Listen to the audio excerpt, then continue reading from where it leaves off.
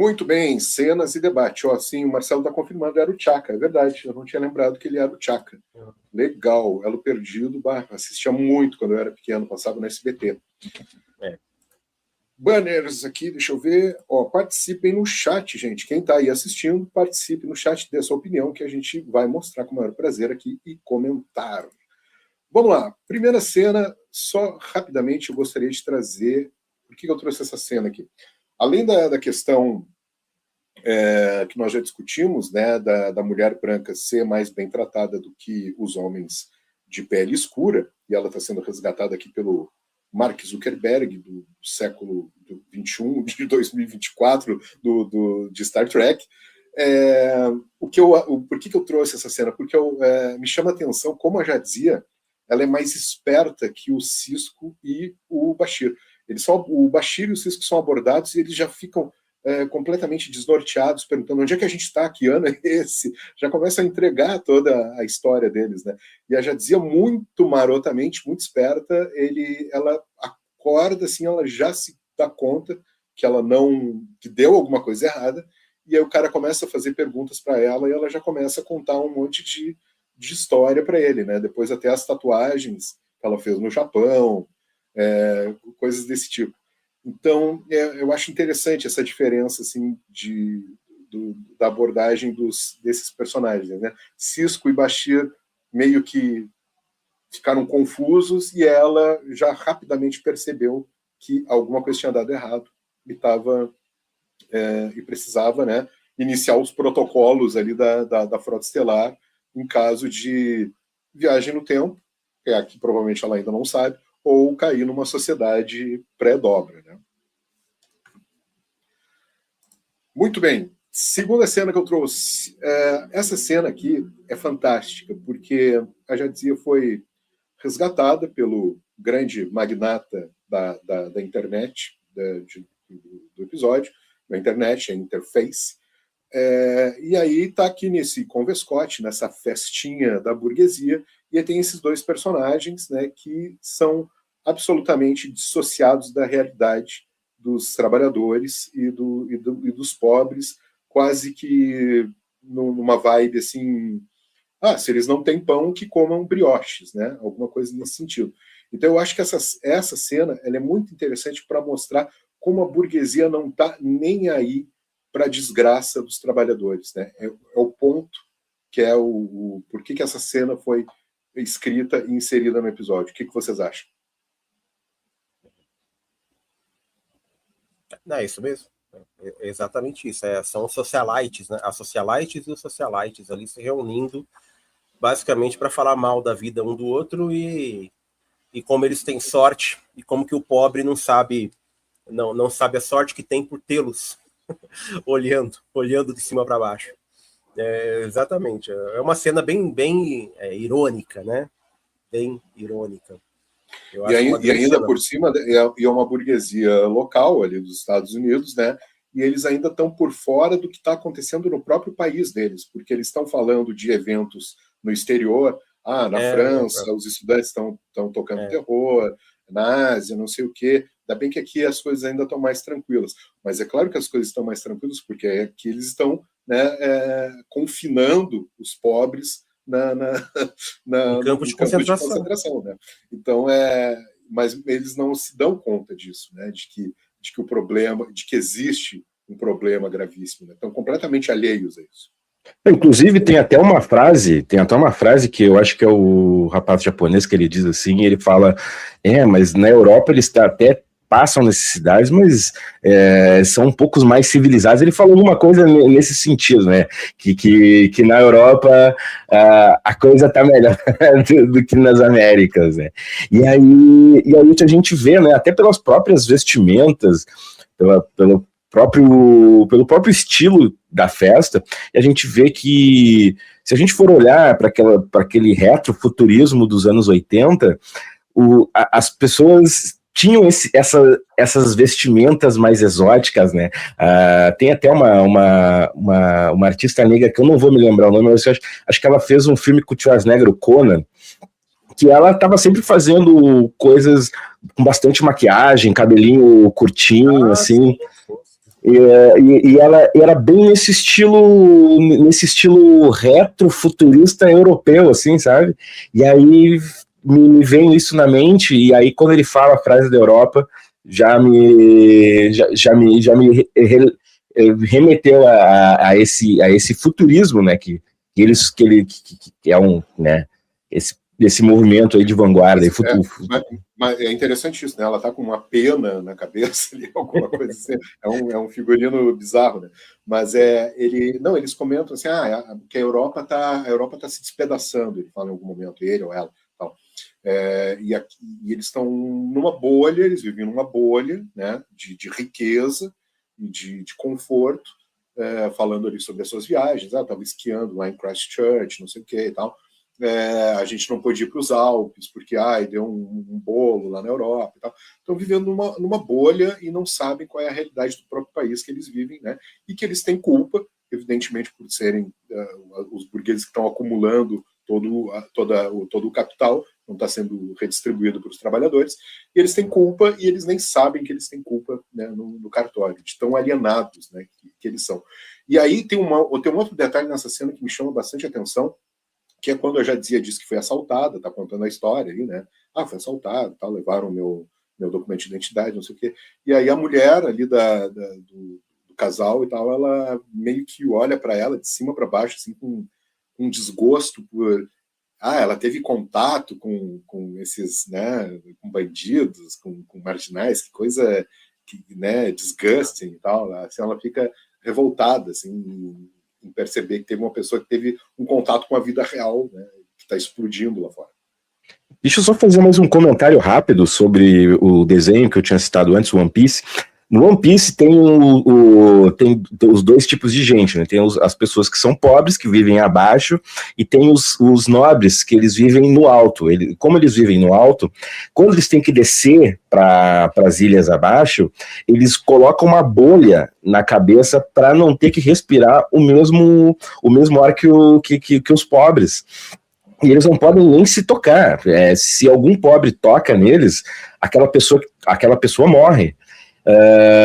Então é bem isso que tu pontuou aí. Ele, tu tocou tu teve em contato com essa ralé. É bem nesse sentido mesmo, que é retratada essa burguesia. Muito bem, vamos passar para a próxima cena. Eu acho uma coisa que me encanta nesse episódio é o Sisko como professor de história do Bashir, né? Ensinando história para o Bashir. O Bashir diz que não é a especialidade dele a história do século XXI, porque é muito deprimente. E o Sisko aqui está explicando o que eram os distritos santuários, né? E por que essas pessoas estavam ali. Porque na primeira vista, quando ele e o Bashir são aprisionados, são detidos, são levados para esse distrito, tu dá uma circulada por ali, tu vê aquelas pessoas todas naquela situação, a primeira coisa que o Bashir pensa é que aquelas pessoas eram criminosos, né?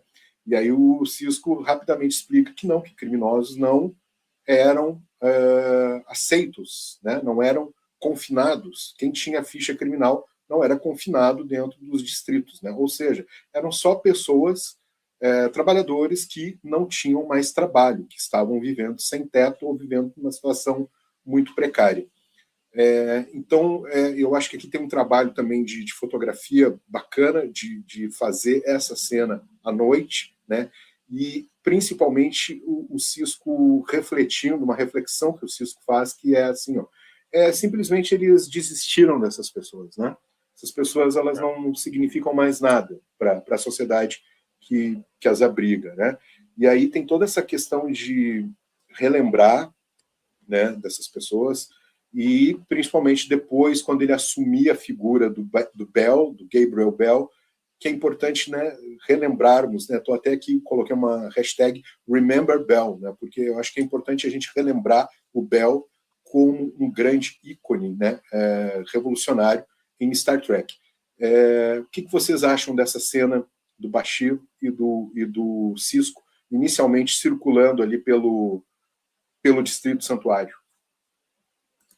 É uma cena expositiva, né? É um momento onde o episódio vai dizer para nós, telespectadores, o que é aquele ambiente. Mas eu acho que essa exposição é muito bem feita. Eu acho que tem momentos onde o cinema, né, porque a linguagem, apesar de ser televisão, a linguagem é cinema, né? Deu uma queda, deu uma estabilidade de energia aqui, gente. Talvez a minha energia acabe, tá? Então, estou avisando aqui, deu uma enfraquecida aqui nas Não, mas lâmpadas. tá tranquilo, pode seguir. Beleza? Se acontecer, vocês sabem que é porque não é, eu tô bem, eu não morri, não. É só porque a energia acabou, tá? Mas, enfim, o cinema, apesar de ser televisão, a linguagem é cinema, né? Então, o cinema, às vezes, necessita que as coisas sejam exploradas de forma didática, né? Então, esse é um momento onde a gente vai ter esse didatismo. Mas eu acho muito bem feito, porque coloca na boca do Cisco, que é um oficial, que está dizendo ali para um subordinado, vamos dizer dessa forma, né? Alguém de patente menor, o que ele vai enfrentar ali no futuro, e ele está passando informações para o Bashir nesse sentido, né? Ao mesmo tempo que o episódio está sendo dispositivo para nós que estamos assistindo.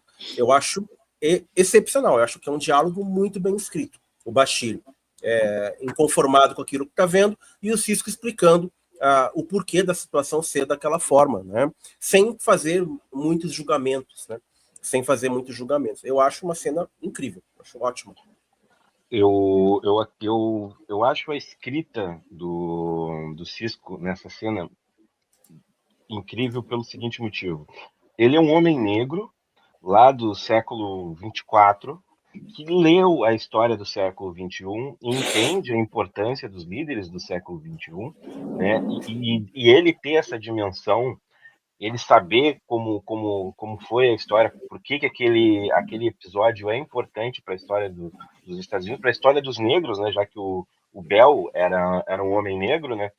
É excepcional, mostra o cuidado que a escrita tem com o próprio personagem do Cisco, né? Não coloca ele como um nerd que conhece aquela história por acaso, porque ele é um aficionado em história. Não, coloca ele como um homem negro, consciente da sua história e do seu passado, né?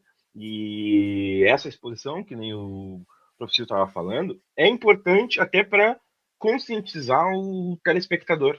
O telespectador também entender que não que aquele é o futuro dos Estados Unidos, aquele é o presente. Porque a gente olha para Los Angeles, por exemplo, a gente vê o bairro de Skid Row ali, por exemplo, né? Que é um dos bairros. Bairros não, fica no centro, Skid Row ali, onde é basicamente o que foi mostrado nesse episódio. A gente tem o Bronx, em Nova York, ali, a gente tem vários outros lugares assim que remontam justamente a esse aí. Então, essa exposição eu acho que faz os dois. Ajuda na narrativa e faz o telespectador entender que aquilo dali é o bairro vizinho, é o bairro ali do lado, né? Que aquilo dali não é distante de uma realidade, aquilo dali é o presente, né? Então, eu tive essa impressão.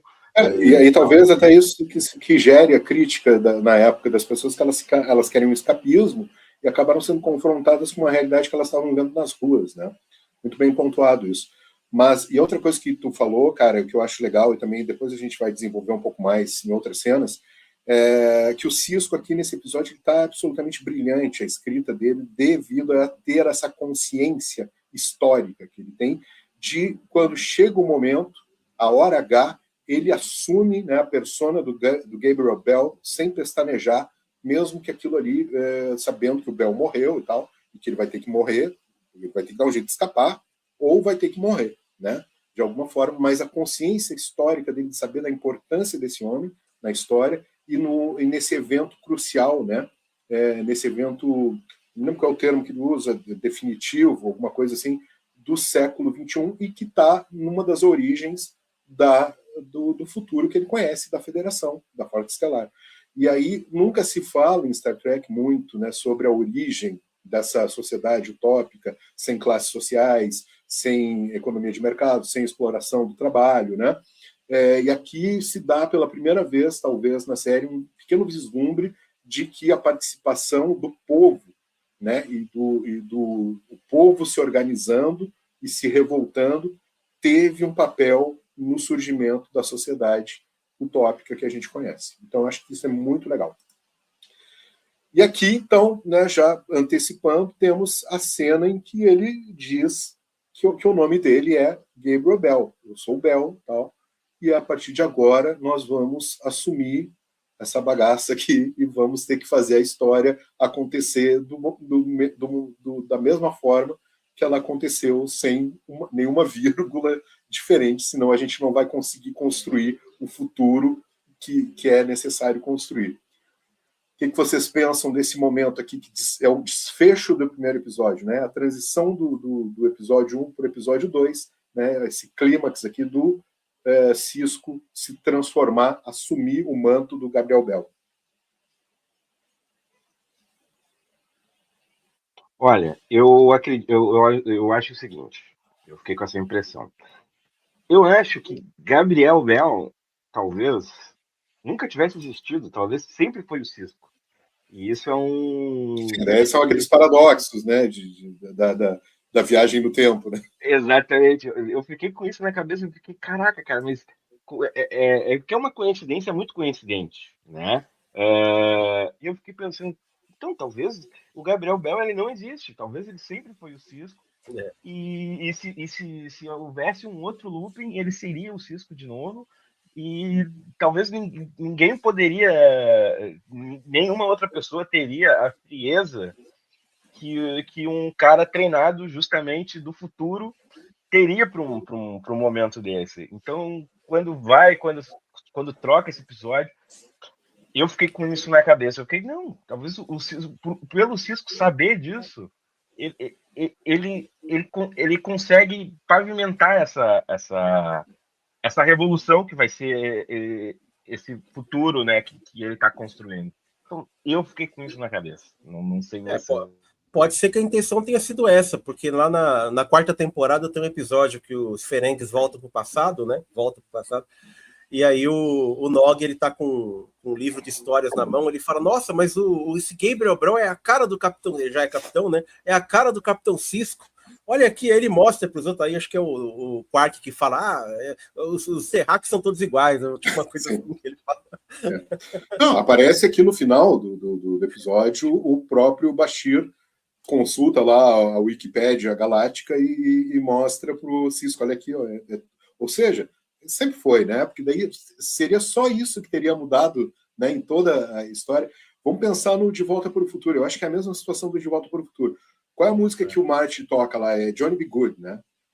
E aí, quando ele toca a música, o primo do... como é que é o nome? Esqueci o nome do... Chuck Berry. Chuck Berry, né? Oi, aqui é teu primo, olha só o som que tu estava procurando. Aí o Chuck Berry, ou seja, o Marty, ele conhece a música porque o Chuck Berry a compôs, e ele toca a música porque ele ouviu o Chuck Berry tocando, e o Chuck Berry vai compor a música porque ele ouviu o Martin tocando, vai plagiar do Martin, né? Ou seja, não tem origem. Essa música ela nunca foi composta, né? Ela sempre existiu.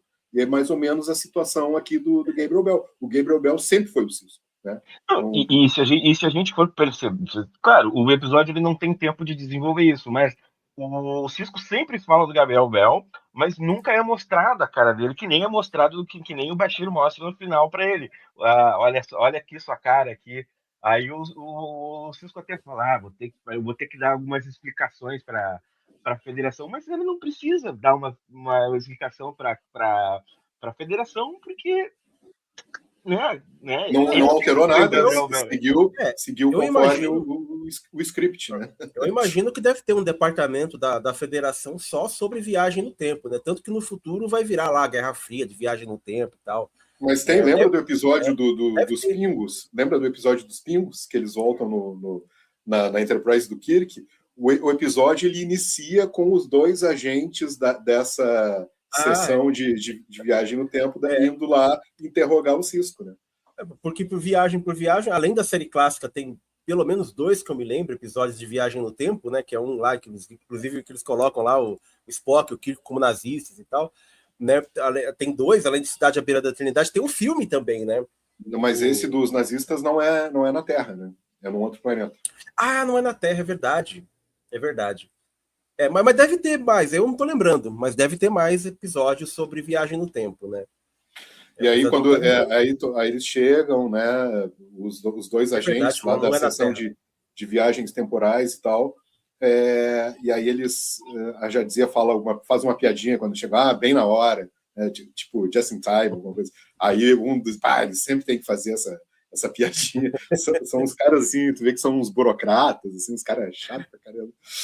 Muito bem. Então, assim, ó, Ciscão aqui como, né, um catalisador da história da humanidade. Né? O cara, além de ser Bom, não é à toa que ele era o profeta, né? Ele se torna um profeta. Ele estava realmente predestinado já até a fazer com que a humanidade transcendesse o capitalismo, né? Superasse o capitalismo e se tornasse uma sociedade justa. Tá aí, o Cisco está no centro disso, né? Quando ele assume essa persona que, na verdade, não teve, segundo a tese do John, nenhuma relevância, porque sempre foi o Cisco, e eu tendo a acreditar nisso mesmo. Aqui, a gente tem a cena em que eles estão conversando lá com a detetive, né, negociando, tá o Webb e o BC, negociando, e ela pede para ver um dos reféns, para saber se os reféns estão vivos, né, estão sendo bem tratados, para poder seguir as negociações. E aí é nessa cena que eu trouxe aqui, porque é onde se fala aquilo, né, que poxa vida, né, se te tratam como um animal, tu não vai querer que esse animal te morda. É o que acontece aqui nessa cena. Então, falem sobre o BC e essa animalização dele dentro do sistema capitalista. Ele tem um arco, acho que um dos arcos mais legais, né? De todos os personagens secundários, assim, que aparecem em poucos episódios, parece só em 2, mas ele aparece primeiramente como se fosse um criminoso, um assassino, né? E ao longo do episódio ele vai ter uma redenção. Então a gente percebe que tem muita camada, ele não é um cara mau, apenas mau, né? Ele é mau, ele é um cara duro, foi cunhado ali num mundo de tragédias, né? Mas você consegue entender o porquê as ações são, evidentemente, as ações dele são ações lamentáveis, né? Ele é um criminoso, né? Mas você compreende o personagem. E acho que isso é um papel. Isso também é porque o ator é muito bom. Acho que o ator consegue dar vida para esse personagem de um jeito muito, muito convincente. Sim. Acho que o John falou, né, que a lance do chapéu lá e tal. Então isso aí ajuda a humanizar. Quer dizer, esse cara, no final das contas, ele tá buscando, ele aprendeu que aqui é matar ou morrer, e é o que ele está fazendo, né? Mas no final, mas ele tem também um lado humano, vamos observar E assim. que, ao fim e ao cabo, o comportamento das pessoas é muito social, ele é condicionado pelo meio social, né? Então, evidentemente que existem patologias, existem psicopatas, né, esquizofrênicos, várias doenças mentais, e aqui a gente vai ver, talvez ele seja um ser humano que não tem uma empatia, né? Mas será que até que ponto isso é natural? Ele nasceu assim, ou ele foi, né, aquela história lá, né? O homem nasce bom, né? A sociedade o corrompe. Ele foi corrompido ao longo da sua trajetória. Imagine toda a violência que ele foi exposto ao longo da sua vida, toda a miséria, né? Toda a desolação, né? E não ter nenhuma expectativa. Pode ver que o que ele pensa até coisas absurdas, assim, poxa, agora a gente vai pedir, então, em troca dos reféns, um cartão com créditos tal, e um avião, e eu quero ir para Tasmânia. Uma coisa completamente louca, assim, né? Ele é fora da realidade, né? Por causa da criação que ele teve, né? Do ambiente em que ele se desenvolveu. Eu percebo no personagem do Beetle uma nuance interessante. Eu não sei se foi a intenção dos roteiristas no momento, mas tem uma construção muito interessante que toda vez que ele vai se referir ao Cisco é de uma maneira animalesca, de uma maneira racista, inclusive, porque toda vez que ele vai se referir ao Cisco, ele fala New Boy. Sim. E claro, é uma série de TV para, né, para família. Eu acredito que quando ele quer dizer New Boy, ele quer dizer niga. porque a gente vai percebendo que no decorrer dos 2 episódios ele vai parando de usar esse tipo Sim, de palavra, de jargão. E eu acho que New Boy é uma maneira que os roteiristas acharam de botar o Negan. de botar o nível, de botar os dois muito contra ali, né? De animalizar mesmo o personagem do Beetle. Porque ele enche a boca para falar New Boy. E a gente pensa também, parando para olhar historicamente, quando os caras lá do Texas, lá do sul, dos Estados Unidos, lá, aquela galera que era escravocrata, eles falavam com os negros sempre Boy. daquela maneira, boy, né? E aí, boy, não sei o quê. Aí, então. Uma criança chamava um homem negro idoso de boy, né? Exatamente, exatamente. Então, eu acredito que, não sei, novamente, não sei se foi a intenção dos roteiristas, mas eu consegui perceber essa nuance dessa Não, animosidade que ela eu acho que vai isso acalmando. faz muito sentido, porque até a caracterização dele, a gente vê que ele é o chapéu, né? Já lembra essa coisa do texano e tal. Eu acho que ele foi caracterizado dessa forma mesmo, de evidentemente ser um racista, né?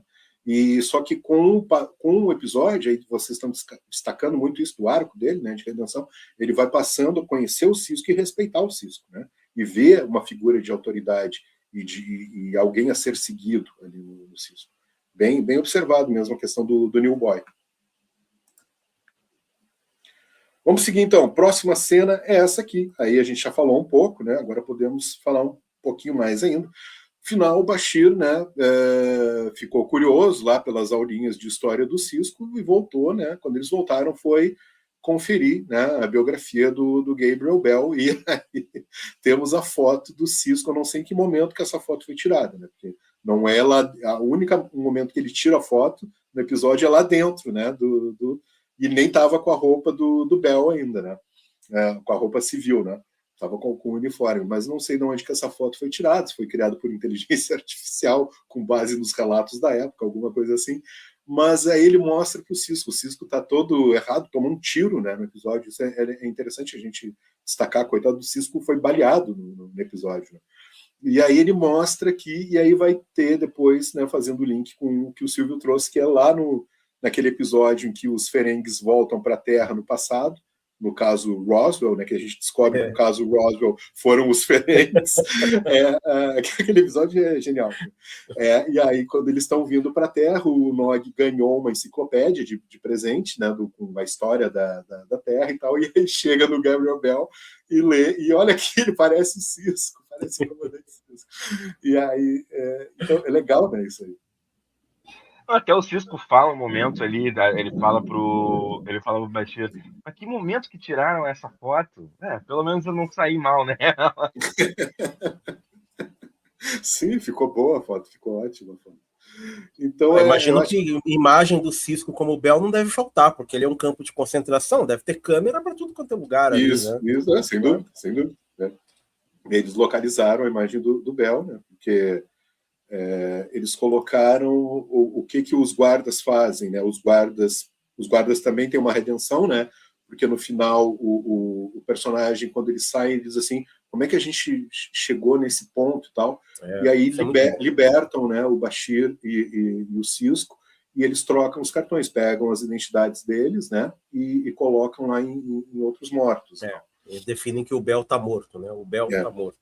Morreu no confronto. E que tinha sido morto pelo BC, né? Numa luta. Né? Uma coisa absolutamente... O Bell verdadeiro interfere na tentativa de roubo, né? Porque o BC vai roubar, se não me engano, o cartão de crédito deles. Então o Bell... Quer dizer, esse Bell sempre foi um indivíduo altruísta, né? Isso. Ele sempre foi. Ele morre porque ele tenta ajudar, né? De um jeito ou de outro, eu penso que... Não que o John está falando estava errado, mas de um jeito ou de outro existiria um Gabriel Bell. De um jeito ou outro. Muito bem, vamos falar agora, então, de umas partes técnicas aí do episódio, que inicialmente eu já estava falando um pouco da direção de arte, e também que o episódio tem muitas externas, né, feito nesses cenários urbanos lá da Paramount. Eu acho que isso deu, assim, a história um cunho, uma qualidade cinematográfica, né? De realmente eles estão pensando em termos de cinema, assim, né? O que vocês têm para destacar sobre os cenários? Eu li uma das críticas, né? Eu nem tinha reparado nisso, mas eu li uma das críticas. Esse é o primeiro episódio onde não aparece a Deep Space Nine, né? A estação não aparece em momento nenhum, nem no primeiro episódio, nem no segundo. Porque eles estão na Defiant, né? O tempo todo. Eles não estão na DS9, eles estão na Defiant lá no começo. Então, isso é proposital, eu imagino. A intenção realmente é fazer um distanciamento daquele universo da Federação para mostrar para a gente o mundo pós-Federação, né? E eu acho que foi muito bem feito. Talvez por isso que tem essa sensação de que a gente está realmente assistindo um filme, né? Tem um breve momento onde a Dex e o Bashir estão falando com o Clint, que eu acho aquela cena incrível justamente pela composição dela, porque ela é dentro de um prédio, o prédio está completamente destruído, devastado, e o Clint ele sai do meio de algum lugar ali quebrado e conversa com eles tipo, num cenário que tu vê, como é que eu posso dizer? Eu já entrei em muito lugar estranho na minha vida e eu consigo sentir a energia daquele cenário apenas com a iluminação, apenas com o jeito que foi feito. Eu sou um cara que eu fico prestando atenção no cenário das coisas, eu sou chato com isso. E a energia que aquilo dali passa é realmente de desespero mesmo. Tu vê aquele cara, o Clint falando ali, o Clint falando, entregando o negócio para Dex, tu sente uma pessoa com uma doença mental, né, que está jogado num canto ali, né, sendo que existe medicamento para tratá-lo, né? Mesmo naquela época já tinha medicamento. O Bashir fala isso, né? Pô, mesmo nessa época a esquizofrenia já era algo que se conseguia tratar bem e tal. Não, e a iluminação, os diálogos, toda a composição daquela cena ali dentro atenua muito esse desespero, essa pobreza que tem nesse lugar. Então, essas externas que eles fizeram, aí foi realmente ajudou a engrandecer ainda mais o trabalho da equipe. Eu vi essa semana um filme do qual eu não gostei, mas uma coisa que eu pude pontuar, que eu achei de positivo, foi justamente o cenário do filme. Porque hoje a gente vê tudo com cenário tela azul, tela verde, a gente vê aquelas cores opacas, aquele negócio horroroso, e a gente não vê mais a beleza que é montar um cenário bem feito, né? Bem feito e verdadeiro. Custa caro, né? É que para fazer isso é caríssimo, né? Pelo amor de Deus, Silvio, eles fazem filmes de 300 milhões de dólares, não pode construir uma parede. Não fecha. Não fecha. É que se estabeleceu esse padrão, entendeu? Agora o cara faz filme de 300 milhões de dólares, a fotografia é uma bosta. Porque o cenário é uma merda. Porque tudo tela verde. Você está falando do Flash, né? Não, eu tô falando de todos os filmes desses de grande budget, de blockbuster e tal. Tem um filme virou o padrão da indústria. Não tem mais cenário. É tela verde. É os atores ali no estúdio com as telas verdes. Mas realmente até na atuação. Mas realmente é mais barato. Você filmar na tela verde dentro do estúdio é mais barato do que fechar a locação, fechar ruas. A luz natural, então você tem tempo para filmar. Isso requer mas toda a pós-produção de milhares de pessoas que eles precisam contratar para fazer pós-produção. Ainda assim é mais barato, né? Ainda assim é mais barato. Aí é a morte do cinema mesmo. Coisa artificial, como o João tá falando, né? Como o João tava falando. Que filme que é, João? Que filme que você assistiu? Qual que é o... Pra eu saber se eu vi também. Trap do Shyamalan. Mas o filme Trap tem cenas... tem o final, né? A cena onde ele tá fugindo da rua, né? Eu acho que todo filme ele é feito em cenário real, o Trap. Eu acho que se tem em tela verde, sim, ali é raro. É numa arena, né? Mas é tudo teatro, fechado, né? Ali, né? É tudo fechado. Não, mas tu vê, a iluminação, a iluminação, ela faz muita diferença nesses tipos de cena, né? Que nem a cena do Clint ali com a Dex. Por que que aquela cena é legal, funciona? Porque tudo aquilo dali, mesmo que seja dentro de um estúdio, mesmo que não sei, não é tela Real. verde, entende? É real, é real. A Uhum, gente vê a entendi. visceralidade das Nunca, paredes nunca vai ali. ser a mesma coisa. É Aquele diferente. quadro tá lá de Sempre será verdade, diferente. aquela parede tá lá de verdade. Sim. Sempre será diferente, né? Eu acho que isso aí é uma coisa, assim, eu tenho assistido cada vez menos filmes contemporâneos por dois motivos. Primeiro que de 2023 para cá a gente nunca mais vai saber se aquilo foi escrito por inteligência artificial ou não. Então tu sempre vai assistir um um filme e problema. pensar, pô, será que esse roteiro foi feito no chat GPT? Esse é Vai um ficar problema. sempre... É que nem o marido que desconfia que a mulher tá traindo, né? Vai ficar aquele prego no cérebro. Galha, Assim. Aí o cara, puta que pariu, será que isso aí foi escrito na IA? Nunca mais vai saber, 2023 para cá, anotem a data. E a segunda coisa é a fotografia, porque hoje em dia a Netflixização do cinema, né, é uma questão técnica que impacta na qualidade dos filmes e na narrativa e em tudo. Por quê? Porque eles fazem uma fotografia que é pobre, porque ela não tem mais figuração, não tem mais detalhes de cenário. Por quê? Porque as pessoas assistem no celular, né? Então eles fazem um filme, uma série, para ela ser vista no celular, no tablet, no notebook, no computador e na TV, né? Então, para que tu vai fazer cenário de verdade, com detalhes, né, como a gente vê aqui, se a pessoa vai assistir um filme no celular? Aí teve o filho do cara da Netflix, esses dias assistiu Lawrence da Arábia no celular. Não dá, cara, não dá. E aí, Acho que se você não tem por quê? opção. Porque eles estão defendendo que dá para ver qualquer filme no celular. Não. Eu acho E que aí se você não tem eles já opção. fazem. Então, para mim, assim, gente, assim, desculpa, muito chato isso, né? Mas para mim, se tornou intolerável a fotografia contemporânea, assim, é uma coisa insuportável desse tipo. Lawrence da Arábia é um dos maiores épicos já feitos. Todos Pô, aquilo tu tem que ver no IMAX, né, cara?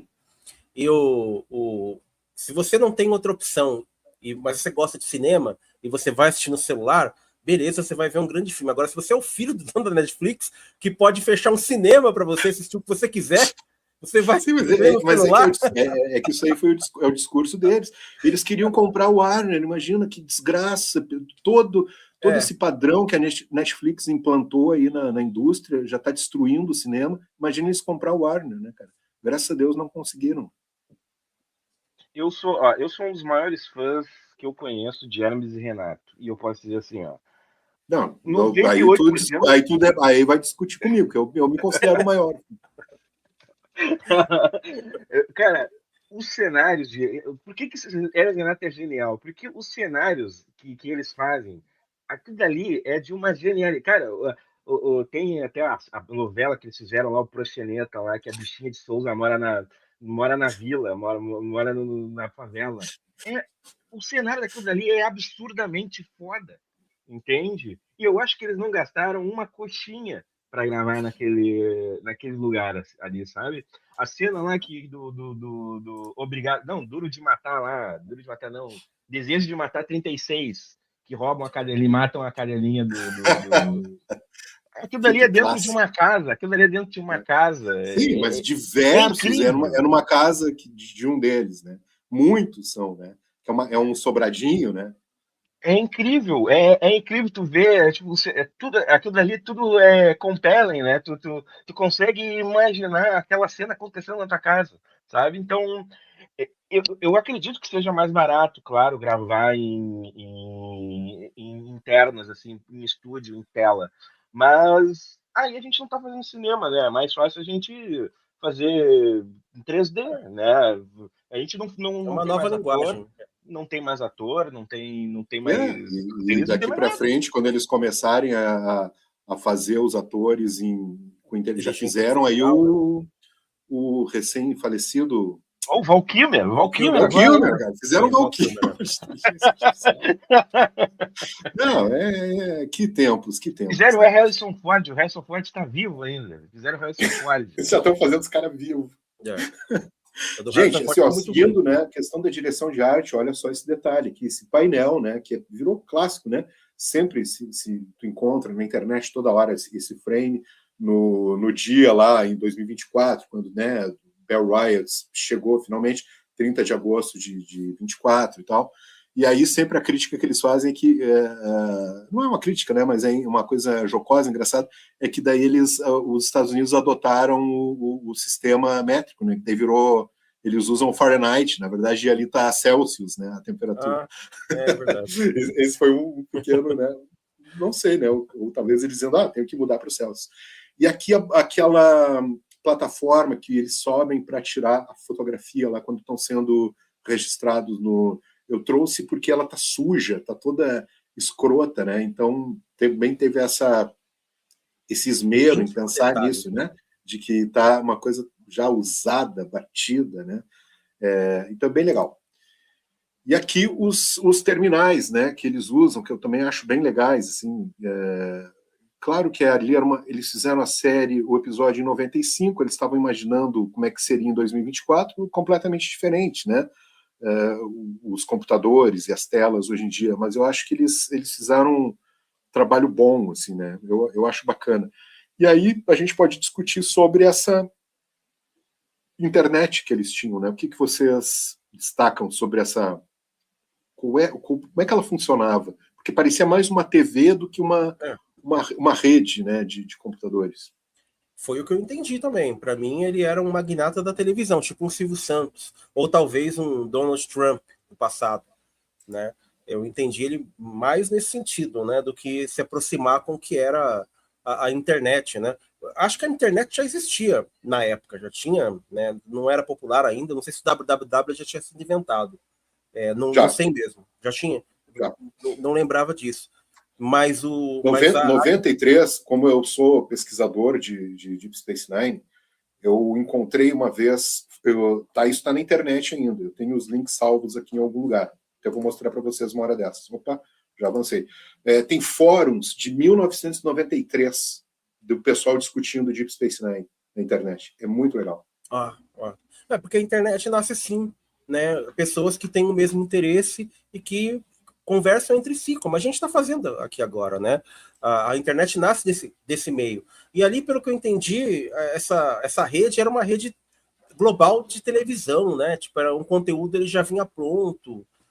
Talvez houvesse algum tipo de chat, onde você pudesse conversar sobre o conteúdo, mas nada a ponto de que você pode, si mesmo, fazer o seu conteúdo, como aqui, a gente está fazendo um conteúdo agora, nesse momento, né? Eu acho que é uma coisa, é um controle maior, que lembra muito mais uma televisão, como você falou. Eu entendi dentro dessa linha aí. Não sei se o John o próprio YouTube, quando ele inicia, o slogan do YouTube é Broadcast Yourself, né? Isso. E aí tem até a palavra YouTube, né? Que é você dentro do YouTube. Então, eu acho que a própria ideia dessa rede do cara era basicamente isso, né? Tu se transmitir. Fazer transmissões. Tu fazia transmissão, né? E aí os canais é isso. Porque até uma das últimas frases que ele tem com a Dex, ele fala assim, mas por que eu vou te ajudar a fazer isso? Sabe que eu vou me ferrar muito com a minha empresa, né? Mas aí ele termina dizendo assim, mas pelo menos eu vou ter um montão de audiência. Então eu acho que é mais ou menos essa ideia que a gente...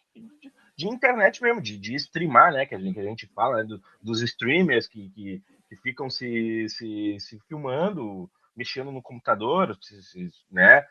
Então eu acho que basicamente essa ideia é um negócio que aconteceu realmente, né? Que é as streams, Sim. né? Sim. É as streams. Então eu acho que foi certeiro aí. Eu tenho essa impressão que foi certeira, né? E aí as pessoas, né, se escolhem se conectam ou não, porque tem uma cena ali que eles estão mexendo com uma caneta na tela, eu acho. Não sei se eles estão mexendo com uma caneta na tela ou com os dedos ali, mas eles estão tipo, eu não consigo entrar nesse canal, eu não consigo abrir a minha transmissão, então eles estão com, entre aspas, com um problema de conexão, o que é bem similar ao que a gente faz hoje, né? Eu fiquei com essa impressão. Acho que era bloqueado, né?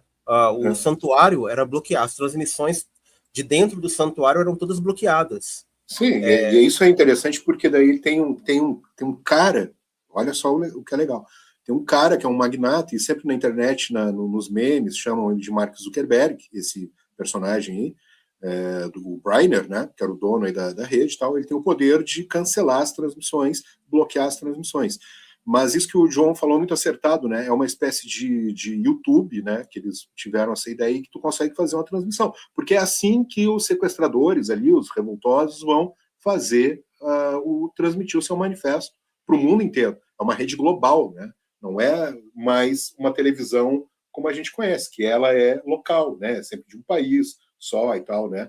Na Globo, hoje em dia, as pessoas assistem em qualquer lugar do mundo, mas há 20, 30 anos atrás, não, era só no Brasil, né? Então, acho que já tem um pouco dessa ideia aqui de uma televisão distribuída por uma rede global, né?